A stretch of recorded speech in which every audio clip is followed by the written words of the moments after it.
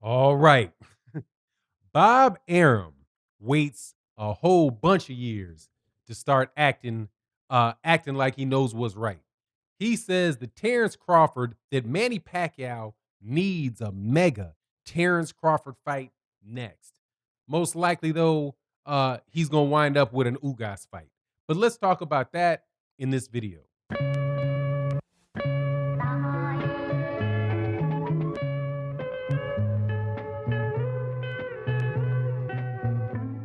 All right, welcome back to the channel. So we're going to chop it up about Terence Crawford, Ugas, Bob Arum, and the welterweight division. If you're not familiar with the channel, you should know that the welterweight division is my favorite division in boxing. So I pay a lot of attention to it, and pretty much what is said and any type of movements and on that landscape, we try our best to keep track of because this is the weight class that really does have the best opportunity to gives us the best opportunity to really see very very high level fights between high level fighters because there's so many at that division.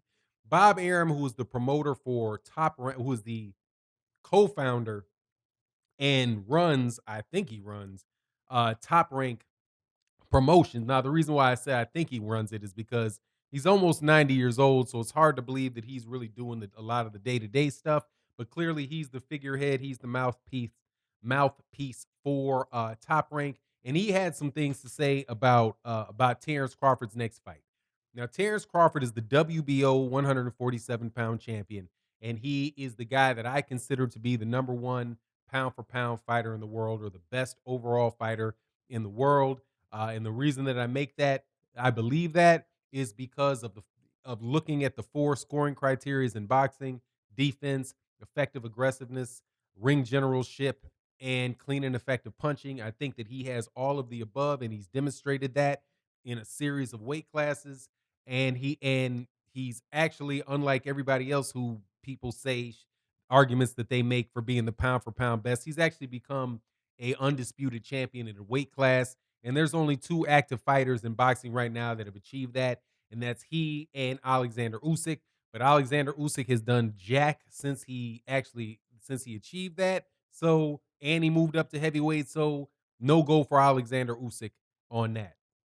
But Terence Crawford, that's why I have him at the number one pound for pound. But I do have him as the number two welterweight behind Errol Spence Jr., who holds the WBC and the IBF belt. So for me, I want to see who the best 147-pound fighter is.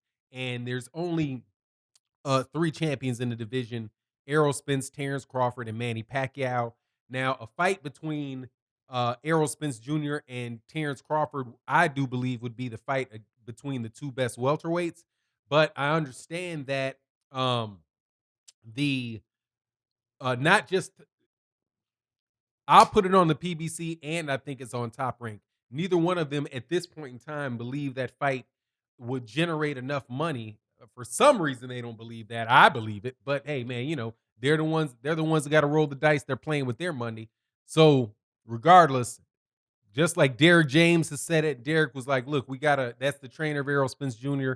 said, the Terence Crawford Errol Spence Jr. fight is going to have to wait, and we don't know when it's going to be, because when you have two fighters fight between promotional companies, then the different promotional companies all have to get paid. We did a video on it a couple days ago, so Chad, I think it came. We did the video on Saturday, so it should be one of the last 4 or 5 videos up. If I remember, I'll put a link up here so you can check that out. But all in all, there's just a perception within the PBC, and I think within Top Rank as well, that the Errol Spence Manny Terence Crawford fight has to be, that it needs to be a very big fight in order for those guys to get paid.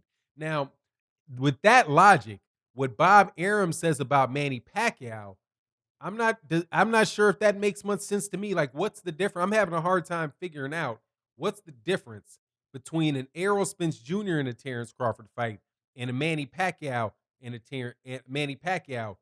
Terence Crawford fight. Manny Pacquiao is not doing, he fought Keith Thurman, and I think they might have done like 600,000 pay-per-view buys, something like that, with Keith Thurman. I think that a Terence Crawford versus Errol Spence Jr. fight would do right around the same numbers on Fox. Now, I'm not sure about ESPN, but I believe that would happen on Fox, because Fox would actually be really behind and pushing the promotion. Regardless though, Bob Arum is saying that that Manny Pacquiao needs is a mega Terence Crawford fight. Now, obviously, I don't believe that. Well, I'm not gonna say obviously. I don't believe that fight is going to pop off for a bunch of reasons. One, Manny Pacquiao ain't beating Terence Crawford. Terence Crawford himself is an older fighter, right? I think what is he, 32 years old? By the time he fights again, he will be 33 years old. This is Terence Crawford. He would have been out of the ring for at least a year, right? So at least a year because his last fight was December. He's not going to fight before December of this year. I'm sorry, man. We're in the 6th month and we are just starting to get boxing coming back on ESPN, but there's still all kind of restrictions around how many people can get into, how many people can actually fit into would be able to watch the fight live. So, in order for that to happen, you would have to have it be strictly pay per view, and that cost would have to be very high. So, by the time Terence Crawford and Errol Spence, and Manny Pacquiao would actually be able to take place, I think what you're going to find is that you're going to have a 41-year-old, you're going to have a 42-year-old Manny Pacquiao and a 32-year-old Terence Crawford, and who've all both been sitting out of the ring for a while. And Manny Pacquiao, I don't believe, is going to jump right into the ring in that particular circumstance. Not with him. Manny Pacquiao does act like he doesn't want to fight Errol Spence Jr. So, and I can't see any real difference between his chance to beat Errol Spence Jr. and his chance to beat Terence Crawford. Now, my personal belief is that Manny Pacquiao pretty much cherry picked his way to the title that he had. If you could call Keith Thurman a cherry pick. Now, it's an accomplishment to beat Keith Thurman without a doubt. But Josecito Lopez came pretty close the fight before. And I don't think anybody considers Josecito Lopez to be some great world beater. Keith Thurman was just out of the ring for a very long time with a multitude of injuries, and he was able to hold off Josecito